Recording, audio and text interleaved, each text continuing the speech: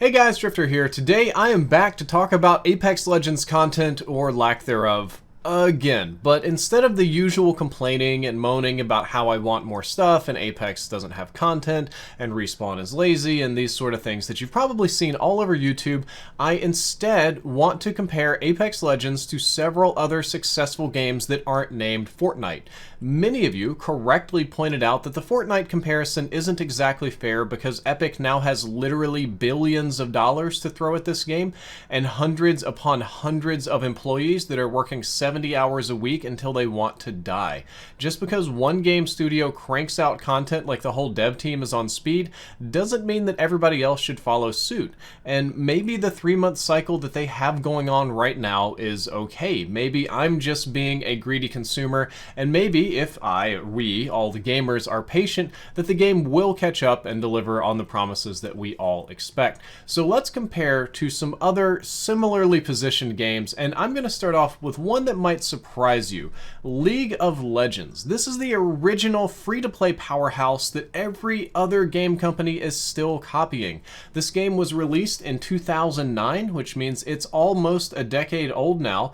Clearly, whatever they're doing works. The game has lasting power. If the game is still big and still popular 10 years later, they've done something right at League of Legends at Riot HQ, and personally, I've been a casual on and off player since 2012. Sometimes I would get really deep into this game and go really hard, and then I would pull back and quit for a year or so, and then I would come back again, and I never really got good at it. I'm still pretty much down in bronze and silver, now iron after my much longer break, but I've been playing it for a long time, so I know me some League of Legends.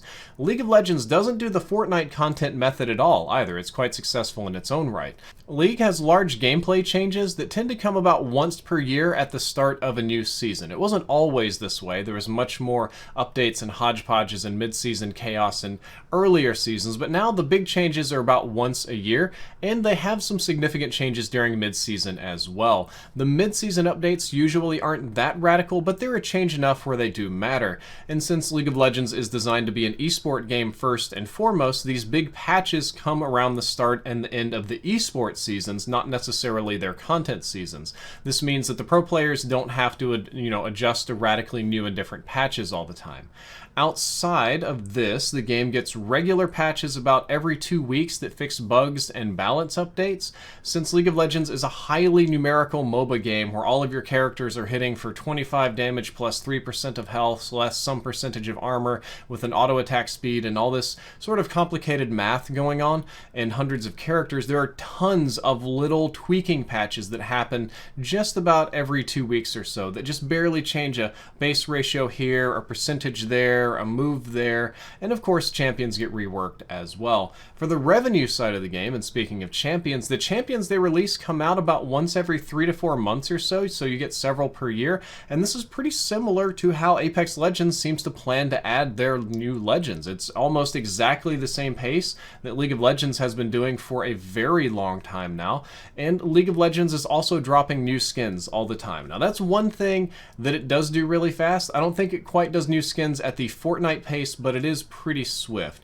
And the rate isn't consistent either. There are some dry patches with not a lot of new content and not a lot of new skins, and there's some very busy patches, but overall, if you look at the big average of time, I would say you could expect new skins or new something to show up at least once every 2 weeks, if not a little bit faster.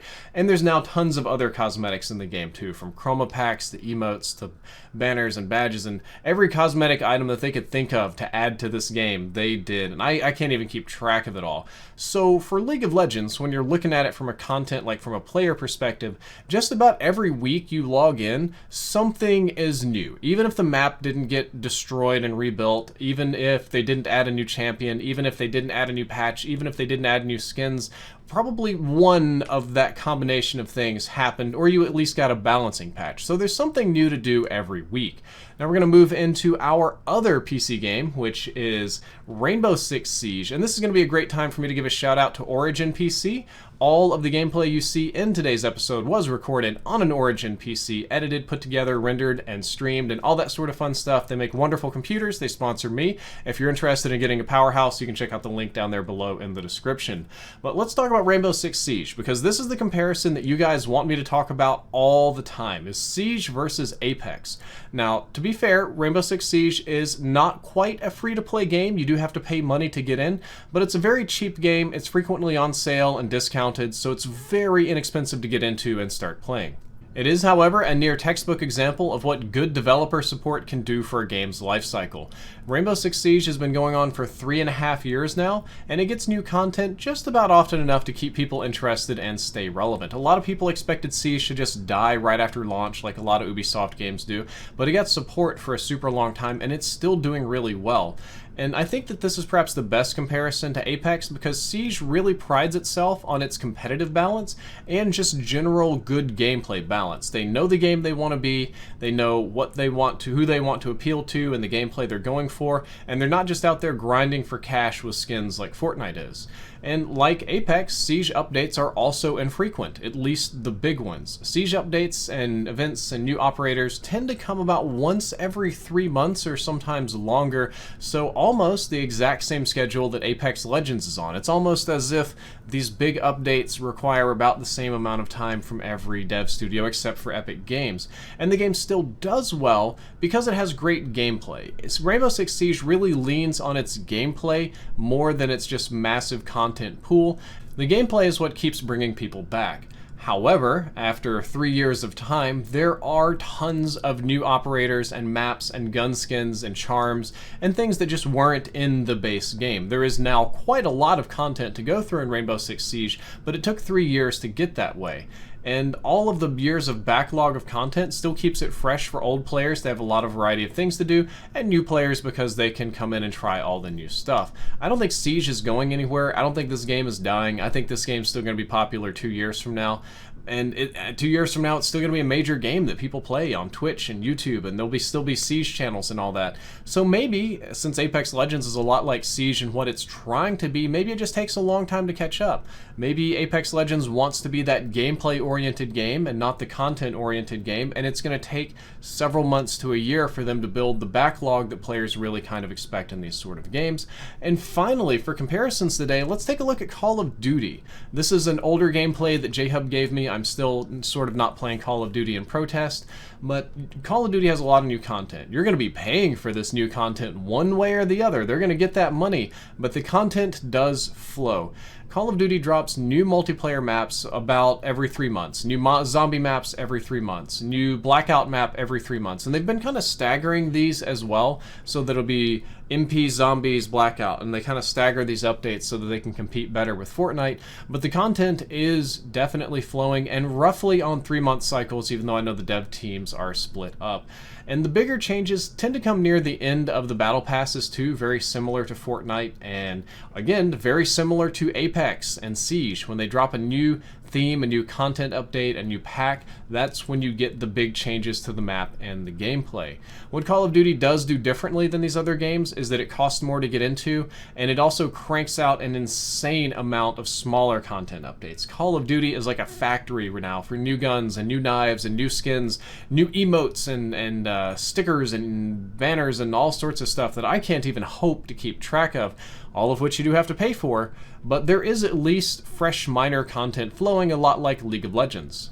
And for all of my criticisms about Black Ops 4 pricing, there's still new things to do should I choose to sign into the game. And it's time to take this commentary back full circle and swing back around to Apex Legends. My original hope for this game, because it was so popular when it came out, is that it would be a major competitor to Fortnite and have mad crazy content. That they would be dropping new characters, new guns, new skins, emotes, and BM moves and fun toys, and adding toilets and strip clubs and airports and crazy fun stuff like that to the map. And that didn't really happen. However, Respawn wants to take a different route with this game, probably because they value having a life outside of work. I wouldn't want to develop for a game 70 hours a week. I wouldn't want to push my studio workers to nearly suicidal levels of development in order to make the game because it would ruin the studio. So they seem to want to take this game much more like a Rainbow Six Siege or League of Legends model that goes on for a very, very long time, and they seem oddly okay with not being #1 anymore. Maybe I just don't quite get what it means to be number one or how to do game development or anything like that, but I would have been panicking. I would have been trying super hard to reclaim my top spot at this game, but they seem to be okay to kind of step back and let it do its own thing for a little while. And there will be new content added just slowly over time, and the strength of Apex Legends probably was never going to be having all the cool new toys like Fortnite. They make fun of it for being a kid's game, but like a kid's game, they're adding new toys all the time. I think the strength of Apex Legends is that it has consistently good gameplay. It is a fundamentally good shooter that's satisfying to play and that I feel rewarded when I play, and I think that's what people are going to come back to.